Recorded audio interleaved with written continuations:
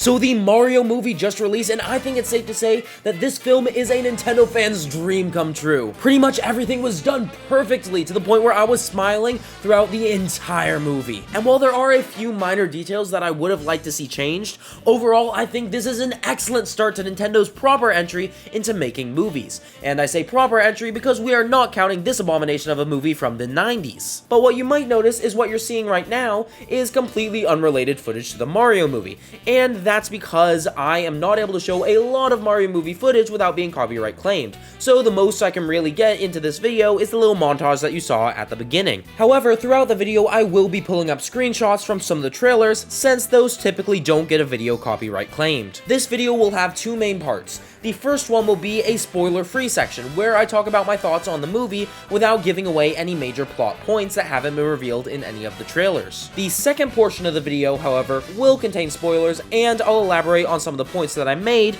during the spoiler-free portion of the video. And don't worry, after the spoiler-free portion, I'll make sure to put a warning that there's going to be spoilers incoming, so you have time to click off of the video if you haven't seen the movie yet. As always, keep in mind that this video is comprised entirely of my opinions, and if you have a different opinion about the Mario movie, or you just want to say what your favorite part of the movie was, make sure to let me know down in the comments below. I'd love to see what you guys think. So with all that out of the way, let's roll the intro and get into my thoughts on the Mario movie.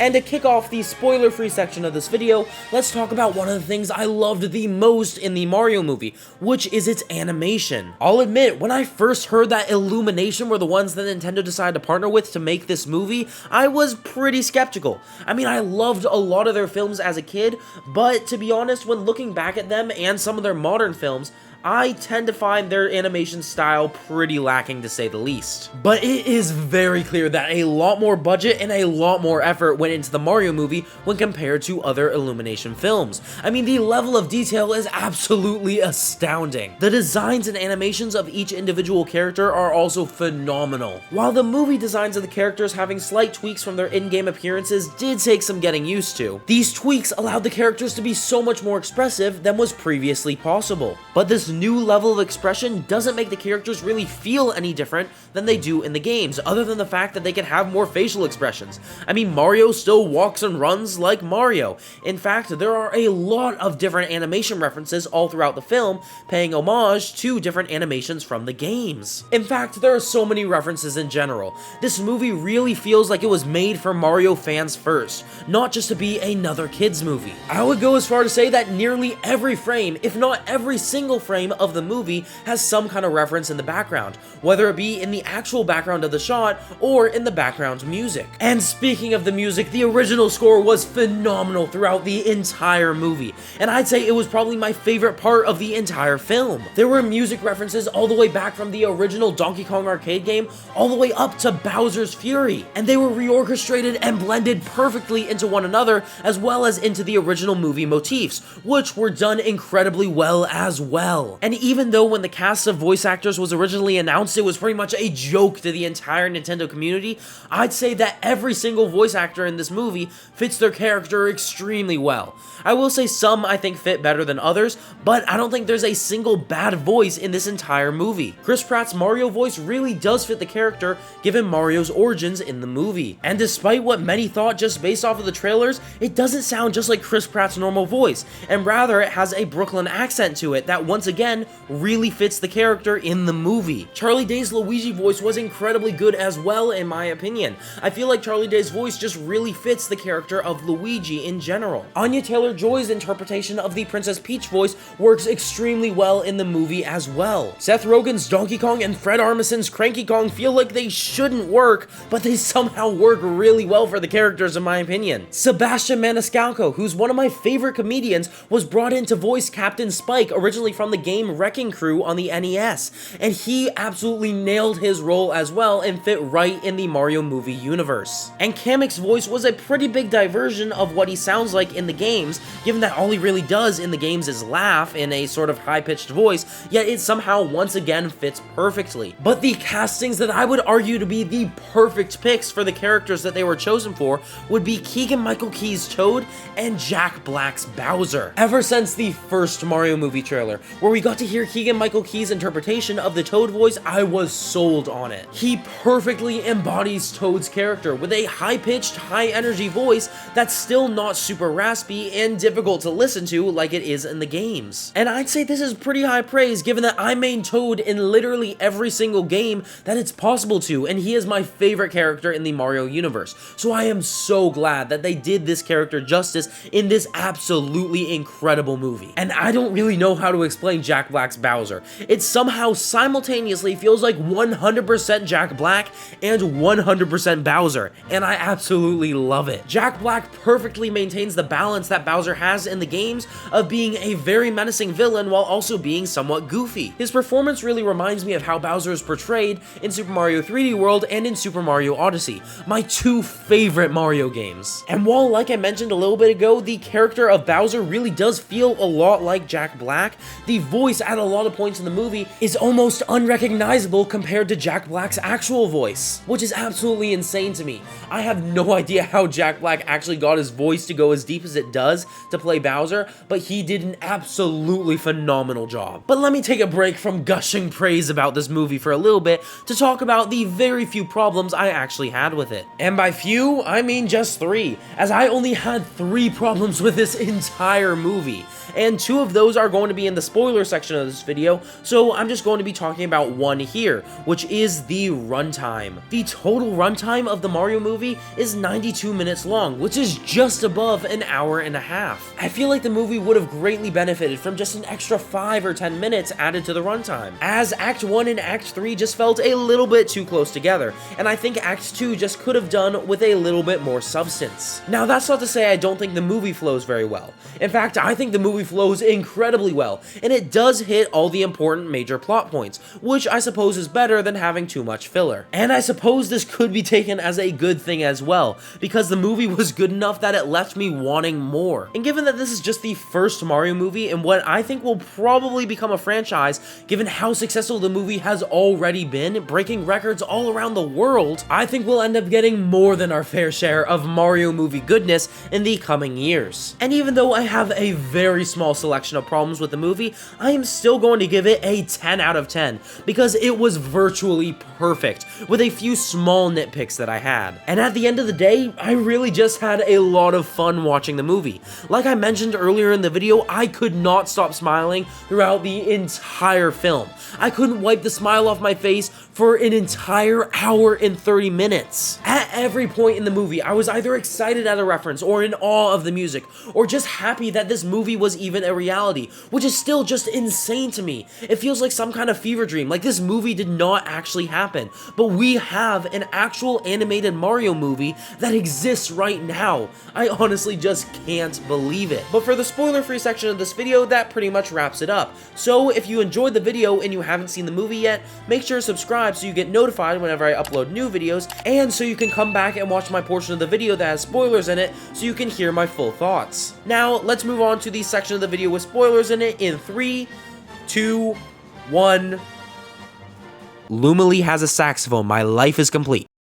But seriously, that start to the credits sequence, in my opinion, was absolutely ingenious, and the credits theme is probably my favorite piece of music from the movie as a whole, and like I said, the original music is my favorite part of the movie. And the very ending of the first part of the credits, with that reorchestration of Gusty Garden Galaxy, it was just absolutely incredible. But you may notice that whenever I talk about the music, I keep saying I absolutely love the original music, and that's because I feel like some of the sort of pop rock songs from the 80s and 90s really really just didn't fit in a lot of the film. I'm not saying these songs are bad by any means, I just feel like they were quite out of place whenever they were put in any portion of the movie. The only exception to this, I feel like, is Mr. Blue Sky at the end, which honestly I think fit really well with both what was happening on screen as well as just the overall cinematography of the shots it was included in. But even then, I would have just rathered there being an original score leading up and building all the way to the end credits. And when Mario, Toad, and Peach are all driving up to the Palace of the Kongs and Take On Me is playing in the background,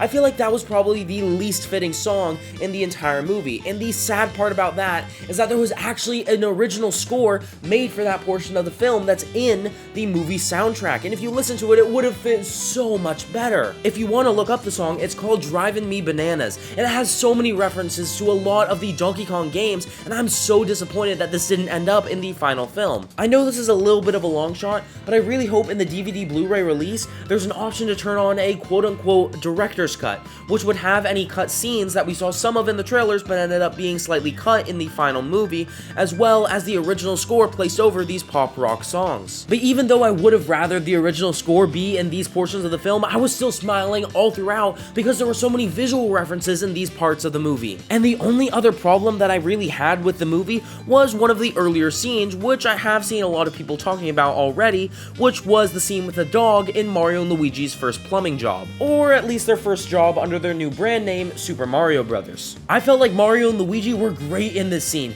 and the music was also once again phenomenal. However, the overall animation of the dog, as well as the general cinematography of the shot, really just felt like a general Illumination movie, and it kind of felt like it was just a scene taken straight out of The Secret Life of Pets. This was pretty much the only scene in the entire movie that I had a problem with, and it was still incredibly brief, so it didn't take away that much from my enjoyment of the film. Not to mention, there were still multiple aspects of it that I did enjoy, like I mentioned, such as Mario and Luigi's animation and the music. And speaking of the music, there's one song that I wasn't exactly able to talk about in the spoiler-free section of this video, and you probably already know what I'm going to say. It is Bowser's Peach's song. When I first saw the movie, pretty much everyone in the theater was just laughing when Bowser started singing this song, and I absolutely loved it. It fit his character so well, while also, once again, feeling a lot like Jack Black. And this is the main reason why I said Bowser feels like 100% Jack Black and 100% Bowser in the movie. And all the other music pieces attributed to Bowser and his army were absolutely phenomenal as well.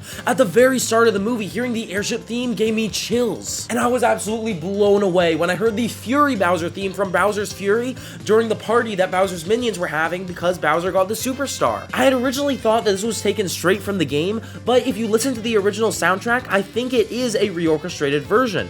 The arrangement is still exactly the same as it is in Bowser's Fury, however the tuning on the electric guitar sounds slightly different to me, and I think they actually re-recorded this for the film even though they didn't change the arrangement, and I absolutely love that they decided to do this. And like I mentioned in the spoiler-free section of this video, there are references like this all throughout the entire film, which I absolutely loved, and my favorite of these, not including the credits, since like I said, that's my favorite piece of music from the movie, it's probably the Superstar theme at the very finale. It felt perfectly grandiose for the finale, and the arrangement of it was changed up slightly in certain parts, that way it didn't feel repetitive like it kind of is in some of the games. Though a close second I definitely have to say is that small bit of SNES Rainbow Road that we got as soon as Mario and all the other characters land in their carts onto Rainbow Road. I do kind of wish it was N64 Rainbow Road because I feel like it's a little bit more iconic, however it does make sense that they did go with the original. And as for the voice acting, for the Mario Bros plumbing ad at the start of the movie, I am so glad that Chris Pratt and Charlie Day decided to do Charles Martinet style accents. It's a really nice nod to how the characters sound in the games. And speaking of Charles Martinet, I absolutely loved his cameos. Him being in the Punch-Out Diner and playing the Donkey Kong arcade game, although the game is called Jumpman in this universe because Donkey Kong's an actual character, I thought was ingenious, and I love that he was dressed like the original Jumpman style of Mario. But what I would argue to be an even better cameo by Charles Martinet would be him voicing Mario's father. And while Shigeru Miyamoto is typically considered the father of Mario because he created the character, I feel like that role could also fall to Charles Martinet in some ways because he gave the character his iconic voice. And having him voice Mario's father in the movie, I feel like is just a really nice nod to that fact. And also, let's just take a second to process the fact that we got to see Mario's family. The only family of Mario that we've ever seen other than Luigi are Mario's mother and father, and we barely even got to see them at all in the original SNES Yoshi's Island. All we got to see of them were their silhouettes. games. Whether this is canon or not to the games, I'm just really glad that we finally got to see the Mario family, and I hope they do appear somewhat in some of the future Mario movies, assuming that more are made, which once again, I feel like is pretty much a given how successful this current Mario movie is. Another character I was really happy to see was Pauline as the mayor of New York City. Now, I'm not sure if this was ever confirmed to actually be Pauline, unless it was in the credits or something, but I mean, come on, it's Pauline. It looks exactly like her from Super Mario Odyssey. And speaking of Mario Odyssey, I'm really glad that Tostarena was included in this movie universe as the main sand area. While we only got to see a very brief glimpse of it along with Yoshi's Island and Bob-omb Battlefield, I really hope it does appear more in future movies. And the same can be said for those other locations that I just mentioned. I was also really surprised with how many references Mario Odyssey got as a whole in the movie, especially given that it's a relatively recent Mario game. But I loved all of them, from the subtle background references like there being a Crazy Cap store in the Toad Town, to some of the more major ones like Bowser having his wedding outfit from Mario Odyssey during the wedding procession at the end of the movie. But I could keep going on about every reference that I loved in this movie from across the entire franchise for way longer than this video should probably be, so the very last thing that I want to mention is that I am so glad that Iwata was credited in the movie credits. He had died before likely the time this movie was even conceptualized, and I'm just so glad that Nintendo and Illumination decided to recognize how much of an impact he had, not just on the Mario franchise, not just on Nintendo in general, but on the entire gaming community. And this movie as a whole really just felt like something that would have come out of his era at Nintendo, where Nintendo was more fun and less corporate, and I really hope this is marking a beginning for Nintendo going back to that sort of structure once again. As I've mentioned in a lot of previous videos, I haven't really liked the direction Nintendo's been going as a company as of late, and I really hope that this movie is a change for that. This video was meant to come out a day earlier than it did, but I was spending time with my family celebrating Easter and I didn't have enough time to finish the video, so that's why it's coming out on a Monday rather than the normal weekend to upload. But I'm still really glad I was able to get this video out because I absolutely loved this movie and I really just wanted to be able to share my thoughts on it. But what do you all think? Do you think the Mario movie was absolutely awful because it didn't include the spring mushroom from Mario Galaxy? Make sure to let me know down in the comments below, as well as your overall ranking for the movie. I'd really love to see what you guys thought of it, especially because of the disparity between the overall audience score and the critic scores, which by the way has absolutely baffled me with how different those scores are. But regardless of if you like the Mario movie or not, if you like this video, then why don't you press the like button? I mean, if you got all the way to the very end of the video, you probably did like it. And if you want to see more content like this on the Mario movie or on Nintendo in general, make sure to subscribe so you get notified whenever I upload new videos. With all that out of the way, thank you all for watching. I'm Jacob with the Game Block, signing off.